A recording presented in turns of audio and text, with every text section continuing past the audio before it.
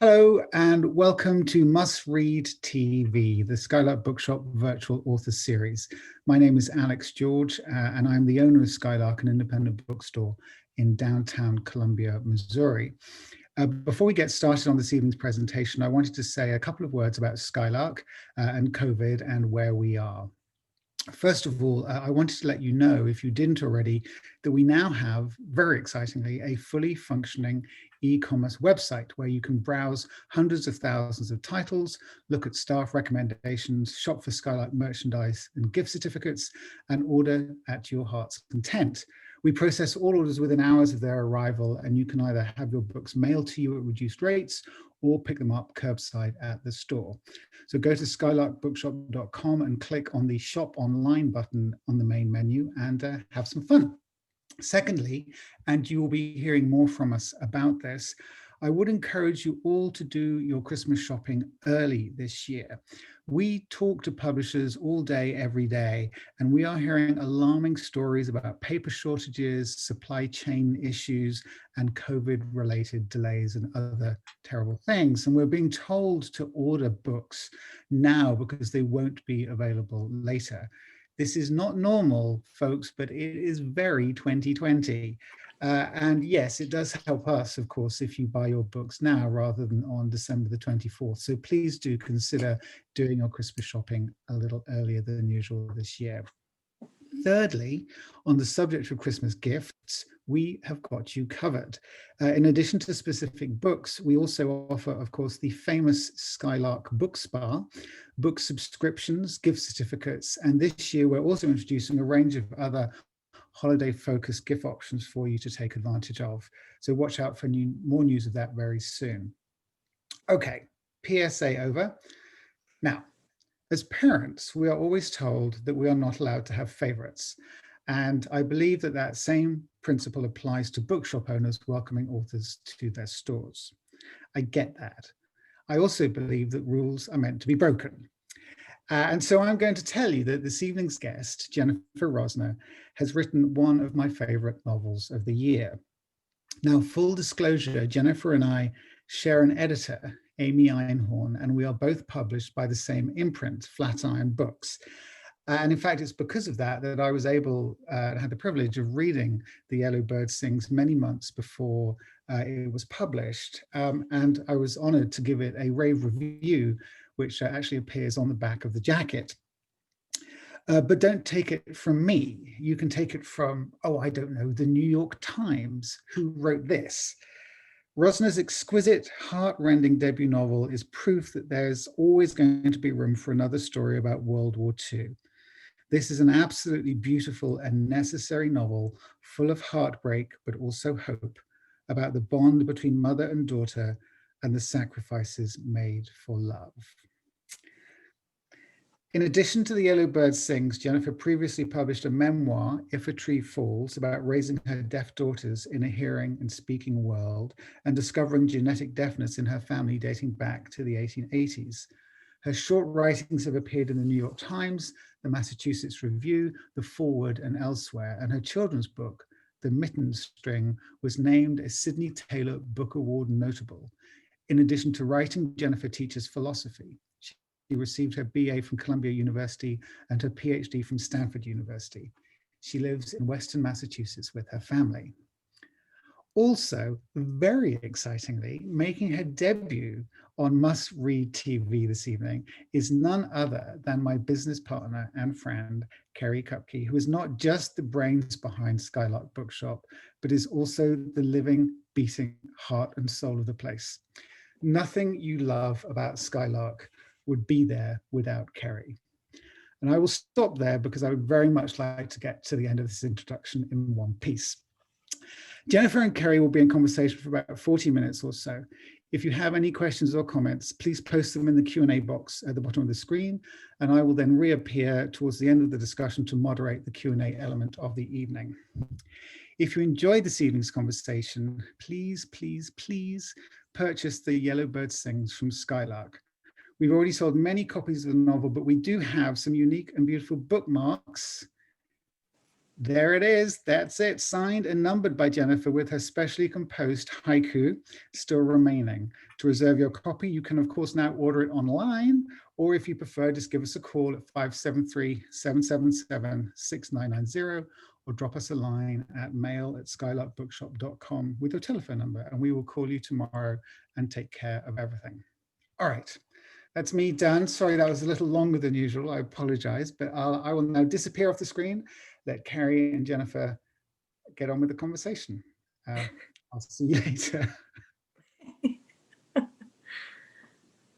Oh, it worked. Well, Jennifer, before I start talking to you, I'd love it if you would read a little something for everybody. Okay, thank you so much for having me. And also, I'm like gonna nearly cry because of Alex's introduction. So thank you for that. That was so sweet. And actually, both of you have written something about my novel that is either on the book itself or on my website, because it was such a lovely thing each of you have written. So thank you. It's a good book. Thank you. Okay, so I'm going to read the very first page of the novel, and then one very short snippet right after that. The first page just gives you a sense of the language of the novel and kind of the sort of fairy tale aspect of it. And then the other section is from the daughter's point of view in the novel, and tells you a little bit about sort of her musical talent. The girl is forbidden from making a sound, so the yellow bird sings. He sings whatever the girl composes in her head, high-pitched trills of piccolo, low-throated growls of contrabassoon. The bird chirps all the musical parts save percussion, because the barn rabbits obligingly thump their back feet like bass drums, like snares. The lines for violin and cello are the most elaborately composed, rich and liquid smooth, except when fear turns the notes gruff and choppy. Music helps the flowers bloom. When the daisies grow abundant, the bird weaves a garland for the girl to wear on her head like a princess, though no one can see. She must hide from everyone in the village, soldiers, the farmhouse boys, the neighbors too. The lady with squinty eyes and blocky shoes just dragged a boy down the street and returned smug and straight-backed, cradling a sack of sugar like a baby. When giants tromp past, the bird holes up in a knot in the rafter, silent and still. Tending the garden must wait. The girl, music trapped inside, buries herself under hay. She imagines her mother whispering their nightly story, or whisper singing her favorite lullaby. She holds tight to her blanket and tries to fall asleep, sniffing in vain for the faded scent of home. And then this is just from the girl's point of view. Shira practices being invisible. She hunches her shoulders, sucks in her stomach, slinks like a cat. Her mother practices too, burying herself deep in the hay and beckoning Shira with a wave of her hand to settle into her lap and be still. The floorboards are rough and the hay is sharp and scratchy. Shira does not understand why they can't go home, why they ever left home, where together her mother and father tucked her into bed as if in a soft downy nest, and where music and the scent of her grandmother's baking wafted through the air. There, Shira could patter down the hall and join the company, watching as they unclasped the cases of their instruments. Nestled in her grandfather's lap, breathing in the workshop smells of sawdust and lacquer, she bounced and tapped to the ripple of notes from her mama's cello, her Tata's violin. At first in the tuning and warm-up, everything sounded off-kilter and sad. But then they struck up their songs, and the music carried them all, until Shira no longer felt herself settled against her grandfather, but in an altogether different place of pure, shared beauty. Vibrant, soulful melodies, fiery stomping rhythms. It didn't matter how loud things got. There wasn't a neighbor in the building who didn't relish their playing. Shira could even hum if she wanted to. But here, her mother is insistent. They need to be silent, to hide. So she coils herself tight like a spring and holds herself in. Shira strives to mute the sound of every movement. her footfalls, her breath. The anticipated stream of her pee she has learned to mete out in a near silent trickle, and she knows to cover over and so erase any sign of her existence, a series of vanishing moments before she retreats beneath piles of hay. Shira settles into the hay. Hang on there. Sorry about that. There's a relevant passage I just skipped. Yet even as Shira wills herself to silence, her body defies her with a sudden sneeze, an involuntary swallow, the loud crack of her hip from being still too long. A calf muscle cramps. An itch needs a scratch. Her bowels press. The most carefully planned movement causes the hay to rustle or a floorboard to whine. Shira looks over at her mother apologetically. Worried, her mother stares back. Shira settles into the hay and tries again to be still until notes, snippets of song, and soon whole passages take shape and pulse through her, quiet at first, then building in intensity and growing louder. A story told with strings and woodwinds, a glacial night, a flickering fire, sounds like black water beneath ice, basses and timpani and a violin's yearnings, and finally a crescendo, the frozen earth cracking.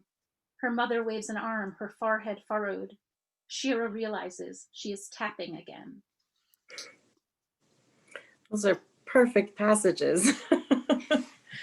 I love that they both address a lot of what I want to talk to you about.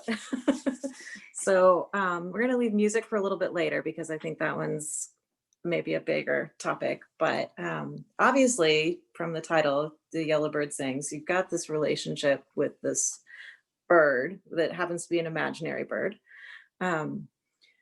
I'd love to hear the origin of that bird and how you allowed that to grow into such a significant part of the novel. Sure. So I might back up a tiny bit and just talk about how I got to a girl and her mother hiding in a barn, and then how the girl got a yellow bird. The idea for this came quite a long time ago, as it was a long haul of a project. And something like 10 years ago, when I was at a book talk for my memoir about deafness, I was talking about our daughters and how we were encouraging their every vocalization. They had hearing technology, and we were taking a listening and spoken language route. And I was saying how we were happy if they made any sound, and even if they were squealing in a library or a bookstore or a restaurant or whatever. And this was at a book event, and a woman in the audience told me her childhood experience of having to stay completely silent in a shoemaker's attic with her mom during World War II. And I just couldn't stop thinking about that situation of this girl who had to be silent and her mother who needed to silence her. And I ended up interviewing her and then many other hidden children after that, to sort of understand the nature of hiddenness and the experiences of people in World War II. But when I came up, eventually after doing a lot of interviewing, I set all their particular stories aside and tried to begin my own story about this mother and daughter, and knew that the daughter was going to be musical, which we'll get to later. I wanted her to have like a comfort in the barn, that not just she had her mother, which is more than many hidden people had, but she had a shred of a blanket, which was also comforting. But I wanted her to have something maybe that could express what she felt inside, and this bird could sing the songs she was hearing in her head. So this is how the bird idea came, that she should have this comfort, that it should be able to express her music. It should also kind of enact a childhood she couldn't enact herself because she was stuck in the barn.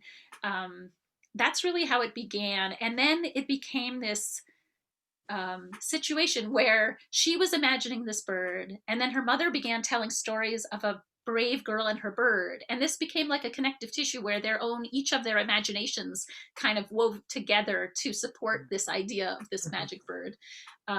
And the bird also helped me as a writer, because when I'm in Shira's point of view, I'm sort of stuck in a 5-year-old's point of view, and only what a 5-year-old would understand or know. And sometimes I got to use the bird as a vehicle for giving you subtext, the reader subtext, so that the bird might express something a reader would catch on to, that there was danger outside that Shira might not be aware of, or that she had feelings that were more complex than she could state, etc. So the bird began as a comfort, and it kind of morphed into more. Yeah. Well, and there's also this beautiful relationship that's forcefully all the time with his mother and daughter, but there are things that they don't say, and you allow them to do that through the bird, and you allow the mother to indulge Shira by knitting the little hat and the scarf and the, you know, tiny little things for the bird. And that indulgence, I don't know, it speaks volumes about their relationship when they couldn't voice those things. I thought that was very skillful. Thank you. You know, one thing that happened in an interview of a hidden person that I spoke with, he was telling me the story of his being hidden he was in a school attic actually looking out, and there would be kids playing, and he was stuck in this attic. But his mother was very innovative, and she, you know, found an atlas, and she would quiz him, you know, say, you know, if you had to get from, you know, Odessa to Warsaw, how would you do it? And all these kinds of things, and taught him to read in the school attic.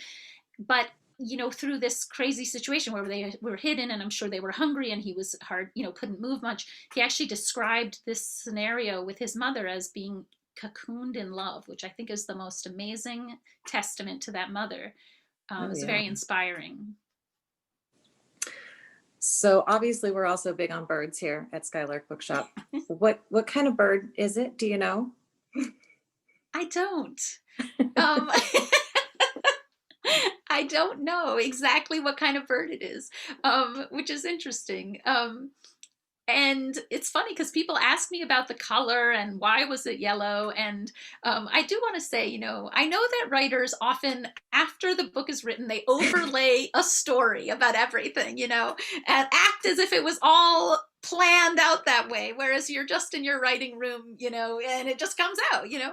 Right. Of course, like I think the considerations for the yellow, you know, at first I think, you know, it was a magic bird, but I wanted people to sometimes wonder if it was a real bird who got in the barn, because it feels so real to her. It is real to her, you know, when you have an imaginary friend, etc. You don't question it so much. And so I wanted it to be a color, like it couldn't be a purple bird. You know, I don't know. I don't think there are purple birds, at least not in Poland, and you know, so.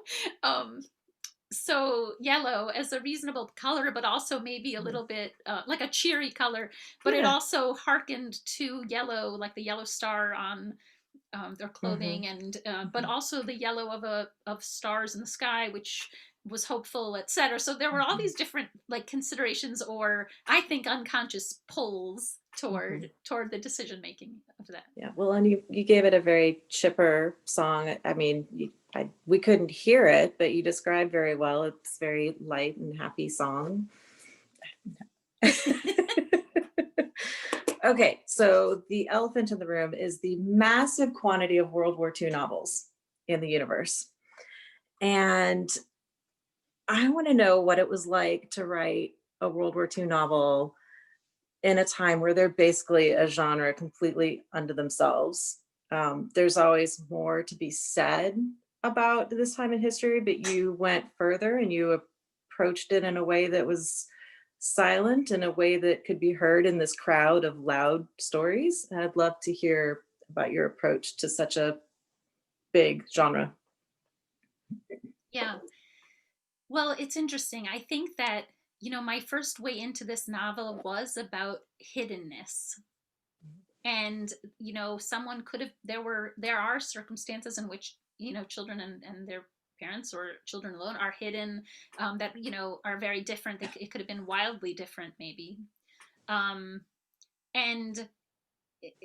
I think it is problematic sometimes to be entering this genre, because people also say, like, I just won't read another Holocaust novel. You know, I mean, it's just they're, you know, it's like that word. It's so discouraging to hear the word Holocaust fatigue. Like, I'm sorry, it's so tiring for you. Right. What went on there? But I think that. I think that there, like, my decision to go in there was that, you know, the need for a mother to make her child vanish had sort of certain resonances for me, The idea of child being silent or having to be silent had very personal resonances to me. So this was sort of the psychological material that was guiding or driving. And then to set it in that time frame, I mean, it happened that the woman I met who was hidden, who prompted all this, was from World War II and from the Holocaust, whatever. But then I think it happened that my family's history, you know, I'm Jewish and we've lost many in that in the Holocaust as well, and it just was my heritage and my it was where I felt I could place myself and I don't know, you know, write a long form book about this subject. So it wasn't strategic, and as a marketing matter, I should have chosen something else, you know. But as a matter of artistry or whatever, like something I was going to create and work on for a really long time, that's kind of how it came. So you know, like and then of course there was the pressure to make sure that I didn't make errors. And you know, so I wrote a full draft, and then I went to Poland and had a really amazing experience, kind of cross-checking the research. You know, even if it was kind of a sensory nature. I mean, it's kind of funny. I at one point wanted to apply for a research travel grant, and the question was like, "What's your methodology?" And I was like, "I don't know. I'm going to go smell it." You know.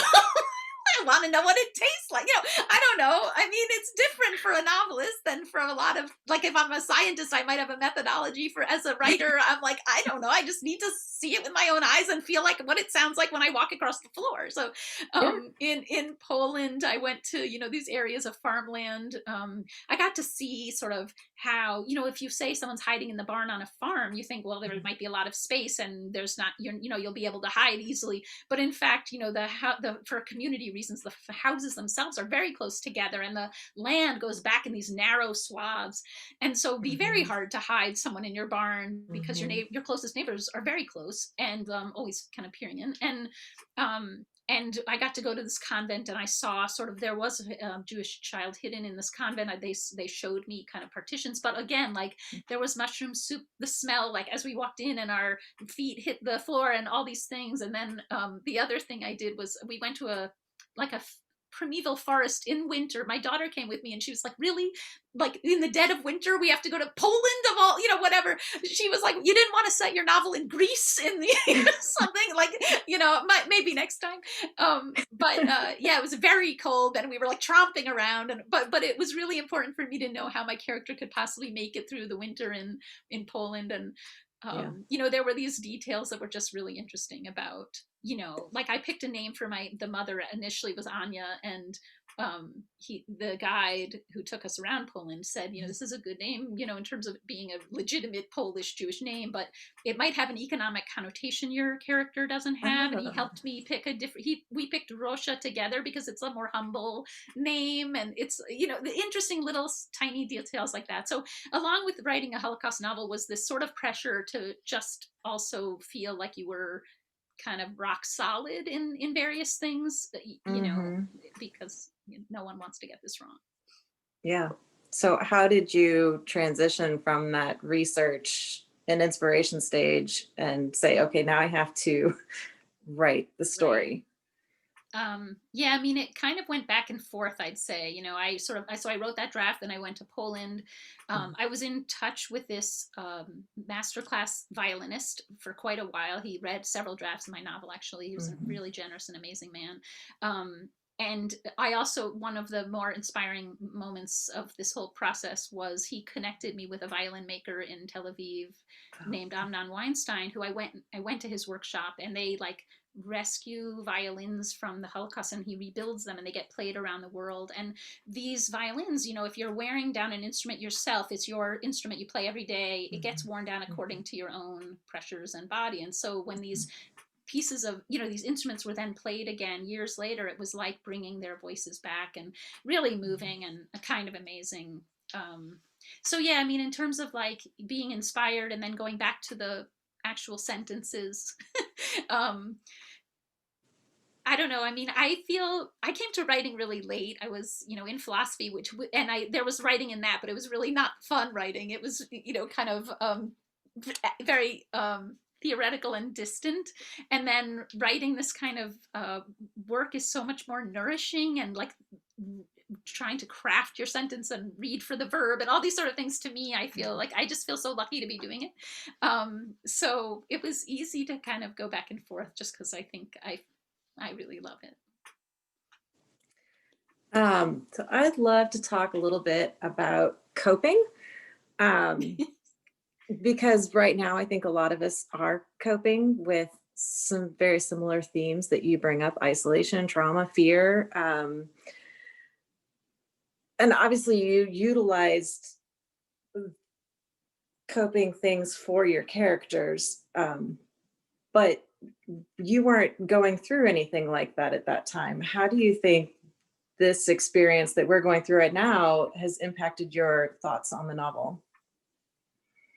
Yeah. I mean, I think that, uh,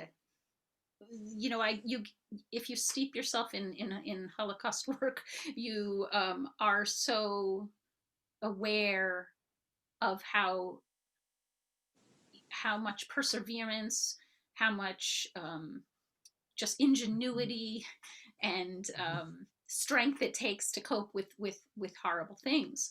And I think that one thing I learned both from like the interviews of hidden children and everything I was reading was just that, like, noticing beauty wherever you can find it can be like a matter of your survival. I feel like, someone would be like, in these woods, can barely make it another day, and then like smells the scent of a tree bark and keeps going. And I feel like we have done that. I mean, I've heard of people saying like, I never realized how much birdsong there was. We're in this pandemic, we're sort of stuck walking our circles. I don't know if you walk in circles, but I mean, my dog's like, I'm good, I don't need to walk anymore. Like, we've been walking and walking. It's like, don't take me this time. But everyone I know is sort of aware, like, look at the leaves and the birds. And I feel like, a year ago, no one really was barely listening to that. They were just kind of going out, they were busy, they're running around.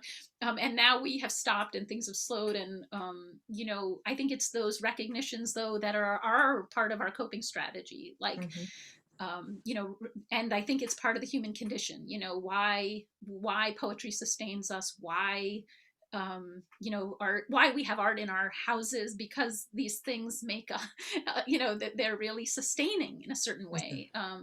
And like, now more than ever, it feels like that's up in the highlight. And I think that, obviously the coping strategies it took, for my characters, is so extreme because of the extremity of their situation, but they're familiar now. That's how I think. Yeah. And then just a natural byproduct of all of that is empathy, which in your novel, empathy is exuberant. I mean, it's everywhere. But maybe in our current world, there's some polar things happening with empathy. What do you think people can learn about empathy from this?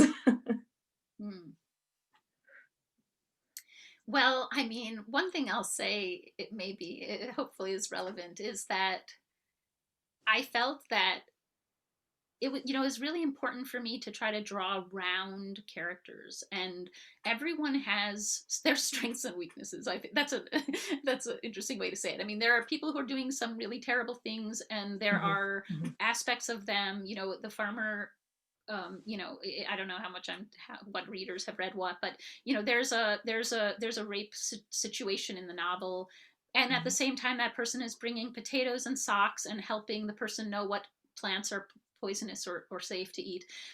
People are complicated. This is, I wanted it to feel like, there was a nun who was mean, but you learn later how fearful she is. I think that, understanding the complexity of people's minds. I mean, I think right now we're in a place where people who are divided, politically divided, see each other's minds almost as a caricature.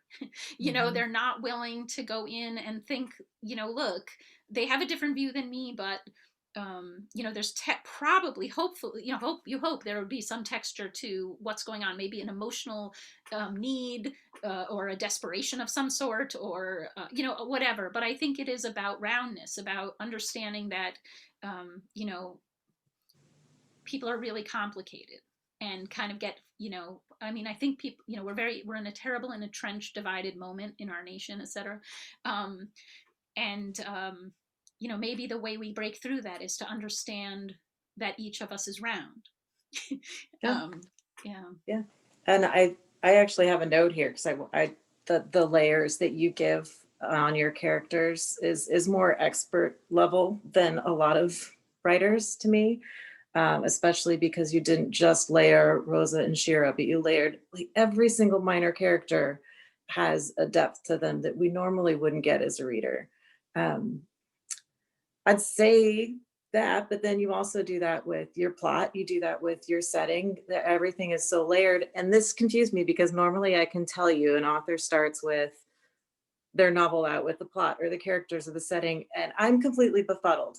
So where did you start and what parts did you have to work on? Well, when I mentioned it was a long haul, it was a really long haul.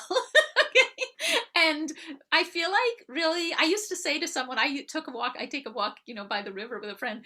And I was like, I have this mother and daughter in a barn. And it would be like 3 years later, I'm like, yep, I just got this mother and daughter in a barn. Not sure what's going on with them. I think one thing that was layered on and on was kind of the sensory experience of being, you know, in this place. That, you know, that's what started. You know, it was just like building this sort of like moment by moment. And you know, when Alex mentioned that we share an editor, Amy Einhorn, you know, she was saying like the fact that we're seeing like sort of how someone copes moment by moment with this kind of thing that's lasting so long and is so monotonous and you know, confined.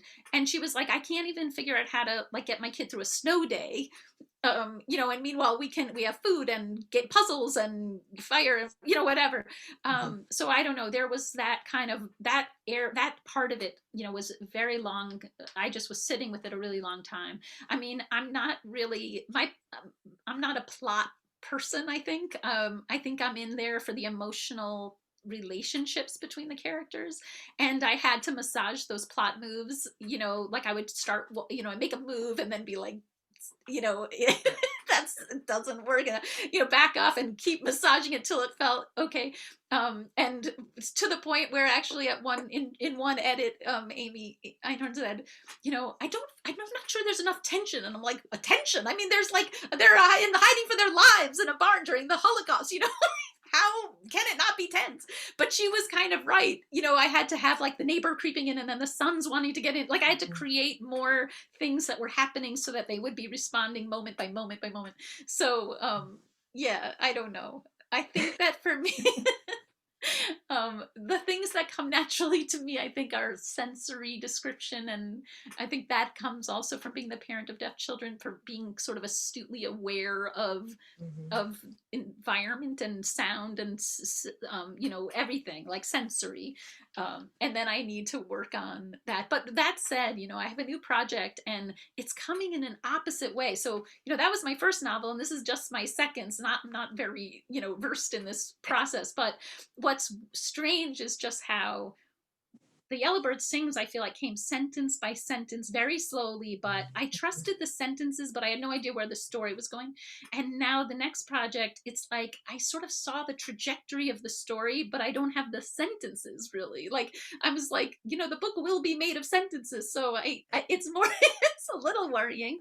But I, on the other hand, think I guess maybe it's good that I could see a through line early on. Yeah. We'll Is the next one going to be louder? Probably not. It's somewhat related in a way to this novel. Yeah. Okay. I like that. But it's post-war. I say that really happily. Like it's good. I said maybe the title should just be like post-war or not World War II. It's like just, you know, or maybe it's just going to be called 1946 or something. Like we're done with, you know, something. So yeah. I like that little bit more hope. Yeah. Okay, let's get to music because that's a huge theme throughout. And I know in your author's note you mentioned your father is a violinist. Are you a musician as well? Yeah. What do you play? So well, I trained to be an opera singer actually. Okay. And then I left that because whatever, I wasn't gonna skip college and go to Italy, although that would have really been nice. Um, so um, but alas. So I studied that, and my dad played the violin every day, and he and I made music together. And it's one of these things where I think, my dad wasn't a great violinist. He was a faithful violinist, he every single day. And I think I saw in him, he would also compose things. And there was like this way in which he was connecting to in his case, to Jewish roots, I think, is in his music, you can hear. And I don't know. I think I really grew up knowing the connective power of music from him. And I think that, there's sort of a story in the deafness of our family where, there was real literal deafness, and there was also figurative deafness, and ways in which I felt unheard as a child, but with, especially with my mom at times. But except when I sang, my mom really sort of stopped and paid a lot of attention, and I saw how music can kind of connect people, and so it played a big role. And I wanted Shira to have this connective tissue with her mom and also with the rest of her family. um, and also because there's like a string metaphor that runs through my work too, because when I did research deafness in our family tree, I learned of these great great aunts of mine who lived in Austria, who when they went at night, they, in the darkness, they would tie a string from their wrist to their babies at night, so that when the babies cry, they'd feel the tug and wake. And to me, Shira's music is like this invisible string in the night, and she's always hoping her mother might hear. If she opens a window, if she's performing somewhere, there would always be some way in which they might find their way back through this connective tissue. Yeah. And you chose some very specific pieces that you mentioned throughout. You talk about Brahms Scherzo, Blocksballschlamm, and these folk songs and a particular lullaby. Do those pieces have personal significance to you?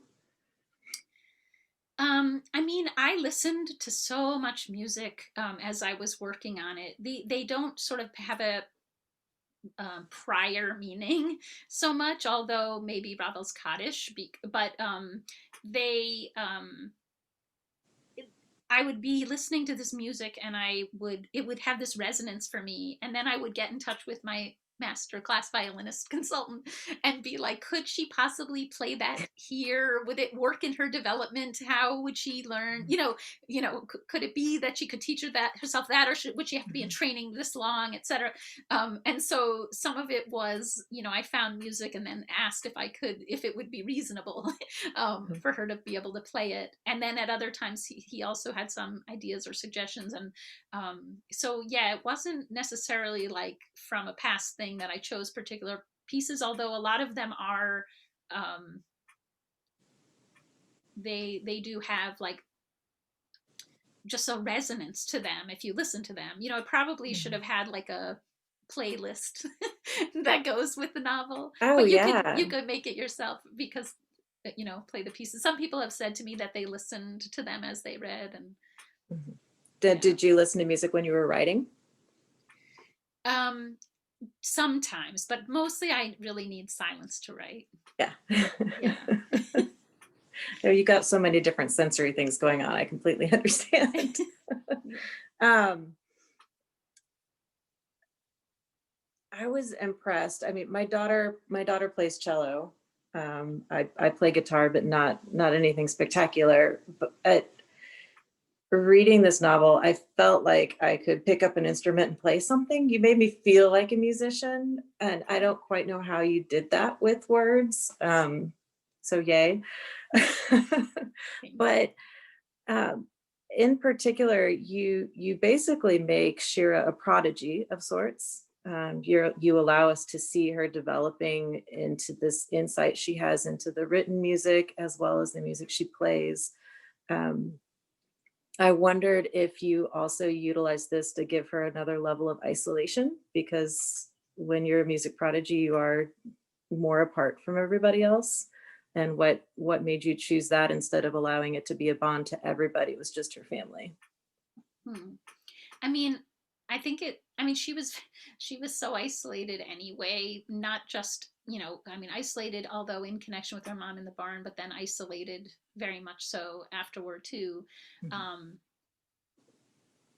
I think that though it was also kind of the opposite because it was a way to express herself. So she had, there were ways in which she kind of almost lost her voice, but then gained it through this other way. She had Mhm. to be completely silent, so then she had the music to express. She had things she couldn't say in the convent, in case it would be too dangerous, but then she had her music. So I think it was just like another avenue. And I guess it's true, she could have been a plain musician, not a prodigy.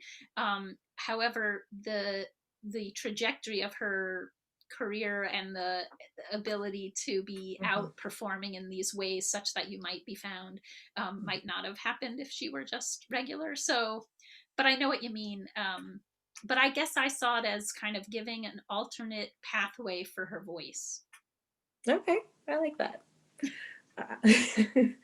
um, and then, of course, we are both mothers. We are both daughters. We have daughters.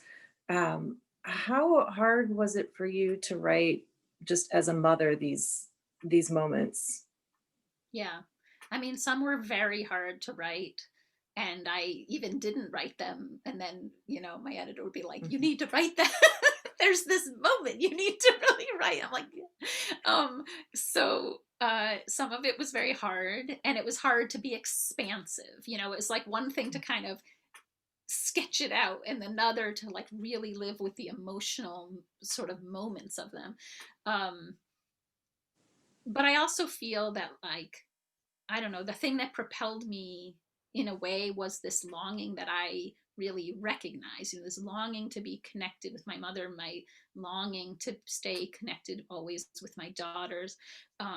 Just that especially because there have been challenges, in terms of like a chasm of sensory experience or whatever that threatened the connection or made me worry that we might not have it, etc. And so it's just something that is just, I don't know, it's like a propeller.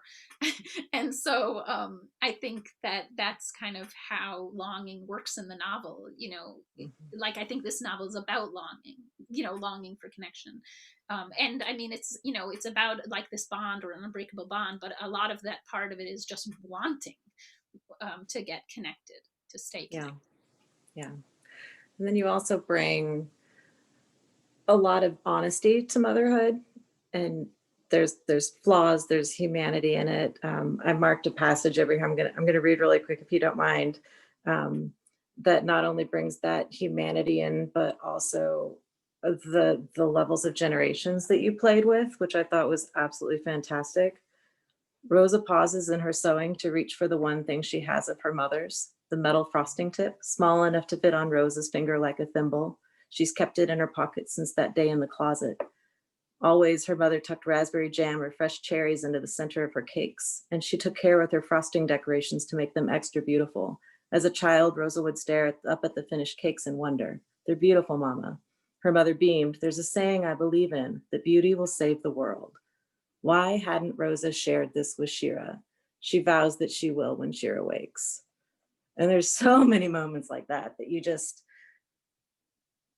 any mother reading that recognizes the moments that you wish you had done something differently, um, that are often very silly moments, and very human moments. Um, what made you focus on those small things about motherhood and childhood?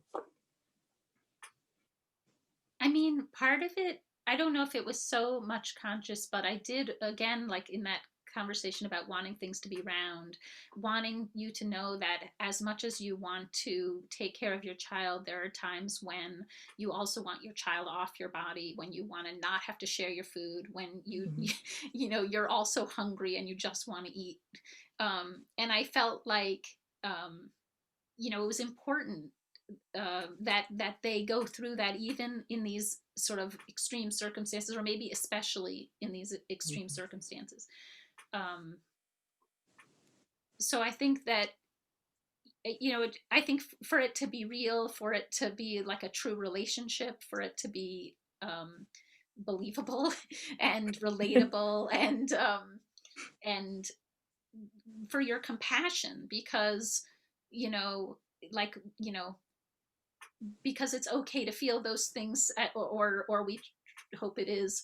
It has to be, I guess. You know, um, Yeah. so I think, I think that, you know, it's all in the balance of it too, is to sort of feel that, you know, love is such a modeled thing, I guess is the right thing. It's you know, it has all these sides to it, and it's you know, complicated. Yeah. And you also, you share the burden of motherhood between lots of characters. There is the one central mother and daughter, but between them, they have many mothers and many daughters. Um, I'm assuming that you are in a place in your life where you have many mothers and many daughters, and your children have many mothers as well. Um, how did they inspire these other characters? Hmm. I don't know, and that's a great question. um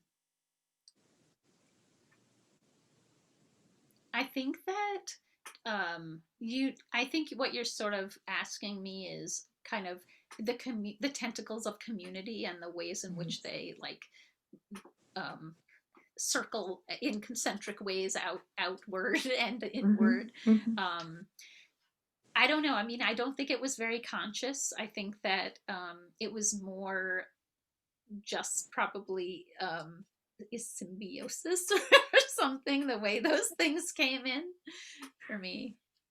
Okay. Yeah.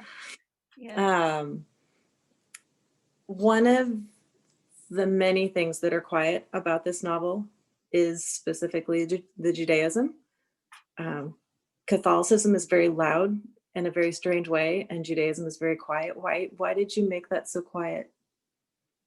There were a few reasons. I mean, for one thing, Jews were hunted no matter whether they observed or not. You know, you didn't really. I thought I just have thought a lot about that. Like, you don't need to be religious to be, you know, Mhm, targeted, and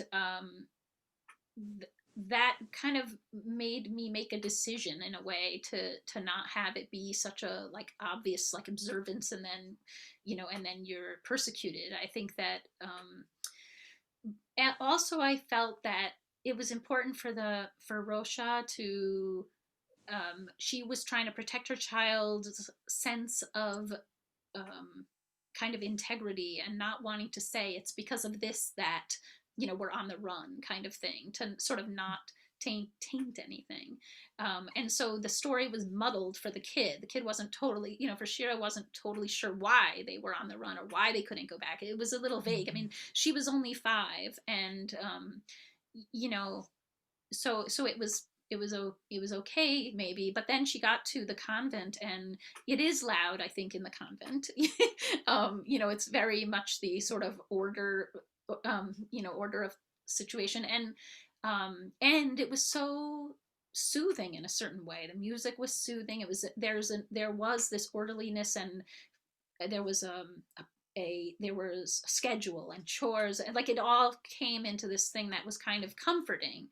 um, and I was trying to kind of actually contrast sort of the chaos of Jewish music with the orderliness of some of the liturgy, etc. Um, yeah. and so it was kind of, you know, I was thinking a lot about that as well. But I Mhm, think the reason Judaism is quiet in it was for what I said at the beginning, is that I kind of felt it was important to realize that it is irrelevant how, um, you know, religious or, you know, or not you were. mhm, mhm. Yes, I was raised Catholic, And I've had sleepovers in nunneries, and you definitely aced the volume level there. It was fascinating to watch also Shira's interpretation and evolution while she was there, and learning more about herself while she was watching other people, which whenever you have a child, you allow them to develop. But you used in particular her oh, I can't think of his name, the music teacher. Yeah, well, you couldn't have said it if Pancherpak, but Okay, thank you. yes, yeah. I couldn't. It took me a lot to be able to say these. In fact, the guide in Poland, it was like, how many consonants can you put together to make to make a name? I mean, it's All of ridiculous. them. Yeah, all of them. Yeah. So I'd love for you to talk just a little bit about how you allowed him as a teacher to let us see her growth.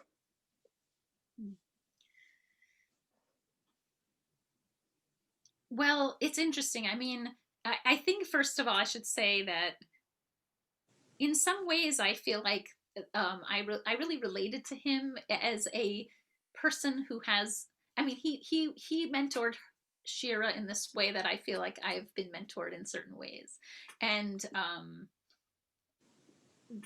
I think that he was someone who was bringing music to her that in some places actually was banned music. I mean, he was taking certain risks for her to help her develop aspects of her identity that she may not have been even aware that they were, able to be developed, but he was kind of guiding her to a growth that would be true to something that she like didn't even necessarily know yet. And I think that's how mentors can be, like that they can sort of see your they can see you like an accordion, like you're here, but they can sort of see you come, moving Oh, I like forward. that. And, Yeah. and sometimes I feel that way about my children. It's like, you'll see you'll see someone who's 8 and you'll be like, I see them sort of, there's like a 3-year-old in there, but there's also like a 20-year-old in there, and like they kind of move this way. And I think the best mentors can sort of see that about a person and help them expand in a certain way. And I think I didn't have that like specifically in mind, but it was something emotional, I think, that I felt. I like that. I'm going to scan my list here and see what else. I think I've almost asked most of my questions. Oh, why Poland? Yeah. I think that Poland, first of all, there were just so many Jews, kind of lost in Poland, and Poland had so much anti-Semitism, not just pre and during World War II, but just after as well. I just felt it kind of met the requirements of my setting. My daughter's been asking why Poland too. Why not Greece? No. So yeah. But yeah, it just felt like it was the like a good choice for me. But I should also mention that my families, sort of our roots there we have roots in Poland. We have roots also, though, in Hungary and Czechoslovakia. But anyway, it just felt like it was an appropriate setting given what was happening and how my plot was moving along. I should also mention, though, that I completely fictionalized the towns. Like, there's this town named Gracia that doesn't exist anywhere on a map. And I did that very purposely because first of all, I didn't. So I would say that, the tavern is this many kilometers from the barn, and I really didn't want someone out there with a measuring because they'll tape do it. They do it. It turns out you get these emails like, I was there and I measured, and it was actually 18 kilometers. Yep. And I thought, this is not where the heart of my novel lies. Like, the heart of the story is about this relationship, and I don't really care how far the tavern is from the barn. I mean, I needed to create a town, and I did, and then I named it something else because I didn't want to deal with that. So yeah, it was fictionalized. I think maybe the last question I want to ask you is, you mentioned earlier that Amy was encouraging you to write some scenes that maybe needed to be in the book. And you definitely tackle those scenes, but it's all, and by nature, I think, a very matter of fact, which allows, gratefully, the reader a little bit of distance and perspective. You as the writer, however, weren't granted any of that distance and perspective. So how are you able to write the distance in without experiencing that yourself? Yeah. I mean, it's interesting because, you know, you've used the word quiet, and then this, in this case, kind of, and I think that a lot of that, I think a lot of that's just like, I feel like writers just come with a certain style, maybe. But I think that my philosophy training also plays a role in my writing. So I think like the big influences for me on the way my sentences get written are both having been a trained philosopher and also being sort of a mother with deaf children, so that like there's something there's something where I'm focusing on the experience, maybe from a particular point of view, you know, like how one experiences this thing, but it's not overwrought, because I don't know, there's something, I think it's just from being in a situation where concision was so required that that I mean, I'm always like the one who's like, they'll, you know, people are like, I wrote 10,000 words. I'm like, I don't know. I mean, I wrote a half a paragraph today, you know what? Right. It doesn't come that way for me. It comes small and quietly.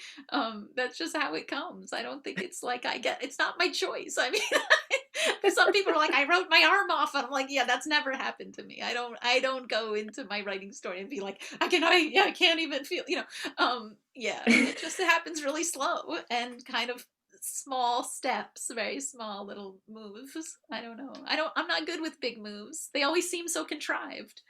They do. At There's least nothing they come out contrived for about what me you did. contrived. Yeah. Yeah. Well, we're going to bring Alex back, and while he's coming in, I'm going to ask you to do me a favor, because today my daughter is turning the age that your youngest is. So if you would wish her happy birthday, that would be great. Her name is Sky. Happy birthday, Sky. That's so exciting. Thank you. Yeah. Hey, Alex, you made it. There's questions in the Q&A. Should we be reading I'm them? back. So I want to begin. There is, so the first one is actually not a question, but it's a statement, and this is from Mary, and she says, no spoilers, but I have never read a book that had an ending so profoundly moving.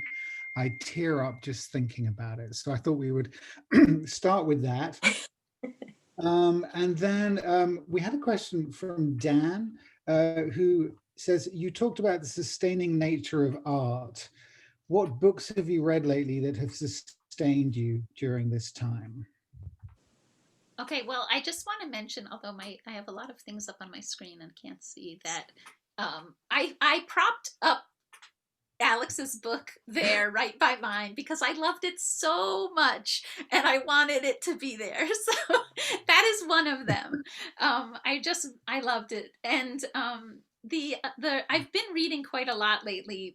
Sometimes I feel like when you have a good reading life, your writing life, it's like a sign. Like if I'm reading a lot, I'm not writing as much. If I'm writing more, I'm not reading as much, because, you know, you're trying to kind of keep your own voice kind of cordoned off from other voices. But lately I have to say I'm currently reading Shuggie Bain, and I'm really liking it. I finished The Nickel Boys recently, which is been around a bit, but gosh, it was amazing. And I also just recently read Hamnet, which I really loved. I loved Hamnet. And you know, it's funny, I mean, I felt this sort of interesting affinity.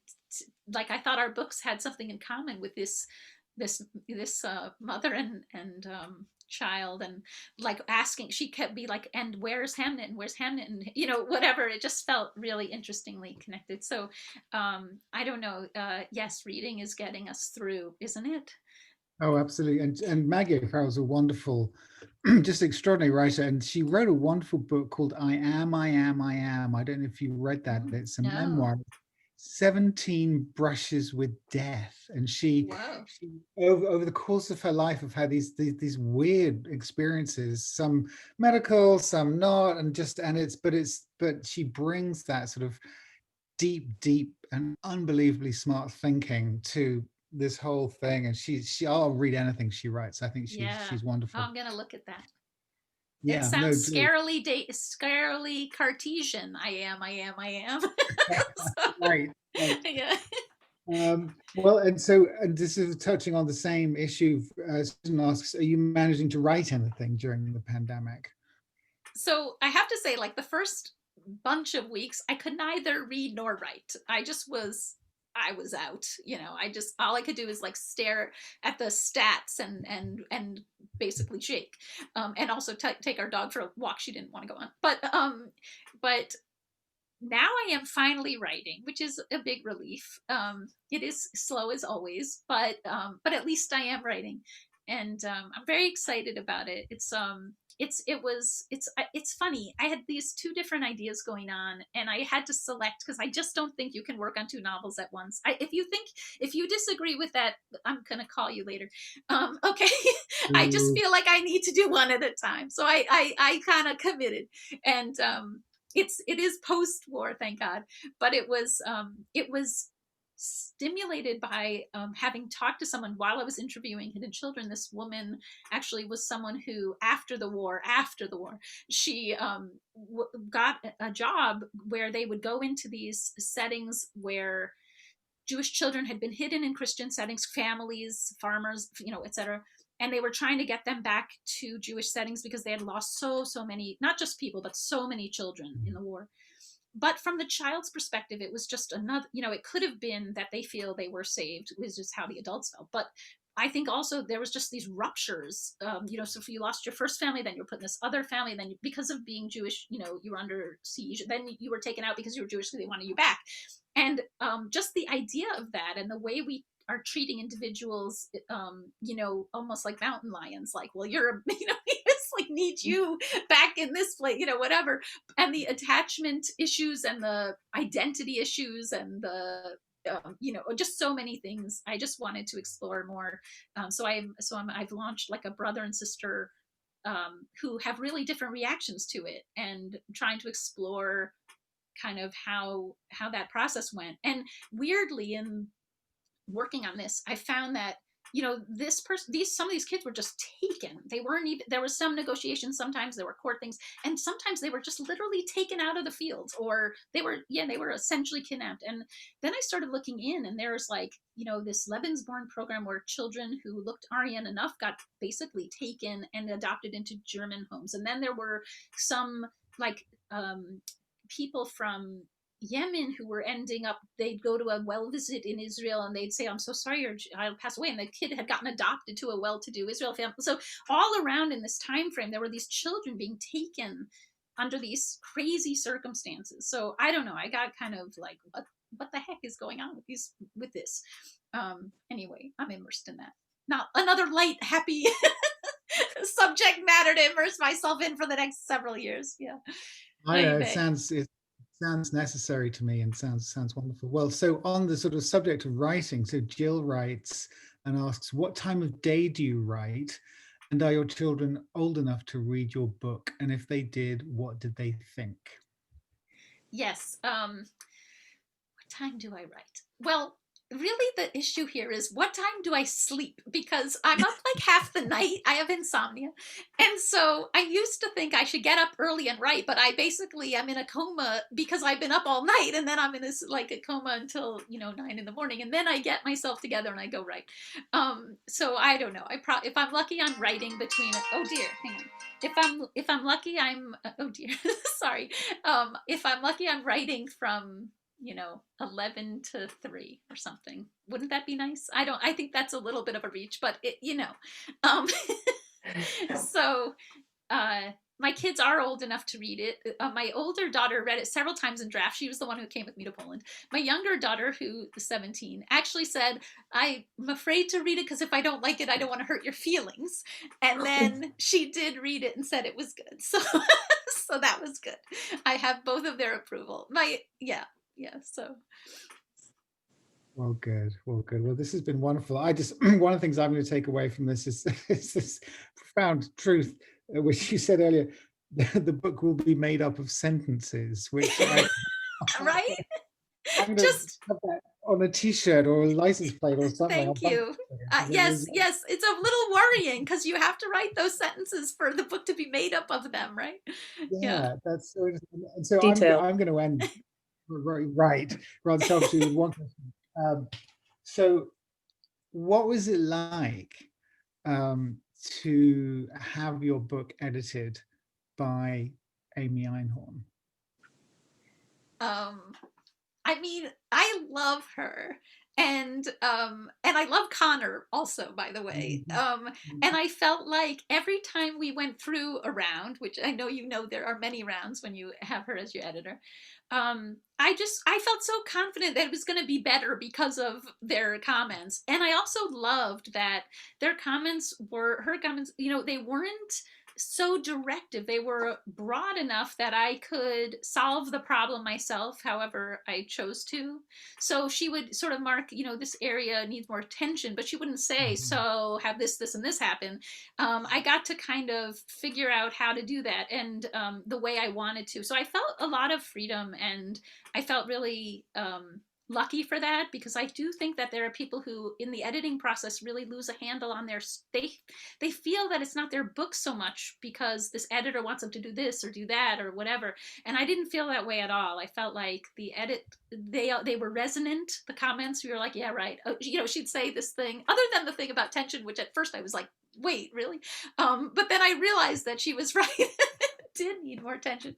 But in a different scale or something. So yeah, how about you, Alex?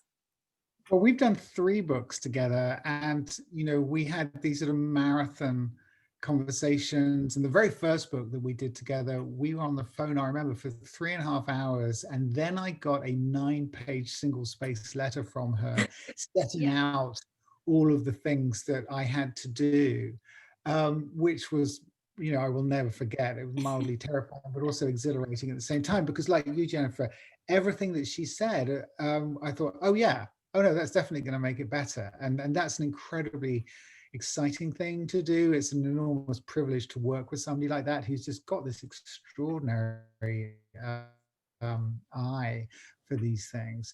But, and with all 3 books, there were, I mean, huge changes that had to be done. I mean, 6 to 9 months rewrites at least, but always, just to your point, she would say to me, this is your book. It's your name on the cover. And if you disagree, then that's fine. And there were times when I did, not many, because her instincts are so sound, but once or twice I sort of say, I'm not going to do that. But no, it's and as I've said many times, Amy is sort of known in the industry as being an editor who actually edits, as opposed to somebody who just acquires and publishes. And that's what she's so good at, and why she's so. And one of the very first thing actually that you said was, I love her, and all of her authors, I think, feel the same way, and they feel incredibly well looked after. They feel seen, because she does. She really engages with the text, which is the greatest compliment that a writer can be paid. So it's it's a joy. It was a joy and a privilege. So it's wonderful fun. I should tell you though that I just want to say that the novel initially that she saw, actually probably every moment of like the 20 years was actually written out. And then we went from a novel that was like this, she was like, I think the heart of the story's in the barn, so we took like this and brew that out, so all this stuff. So yes, similarly, months and months, like, oh, we're gonna be at the heart of the barn, but it was in the heart of the barn, so she was right. She was right. We should have t-shirts saying Amy was right. The words feel right. Something about the book is made of words, of sentences, and Amy was right. And Amy, one on the front, one on the back. We'll make it perfect. That's holiday next t-shirt. All right. Well, Jennifer, thank you so much. This has been a wonderful conversation. I've enjoyed every second of it. Just to wrap up then, we love to do these online events, but in order to continue putting them on, we do need your support. So again, please do buy a book from us, or better yet, buy two. You can order online or drop us an email. It's mail@skylarkbookshop.com, or give us a call, 573-777-6990. Next up, Pulitzer Prize-winning poet and ex-US poet laureate Natasha Trethewey will be here on Tuesday, November the 17th, and that is at the earlier than usual time of 5 o'clock. So she's going to be talking about her searing new memoir, Memorial Drive, and that is one absolutely not to be missed. So thank you everybody for coming. Jennifer, thank you so much. It's lovely to see you again. Kerry, wonderful job. Thank you all. Jennifer. And, we'll see you soon. Take care. Thanks so much. It was really fun. Okay. Bye.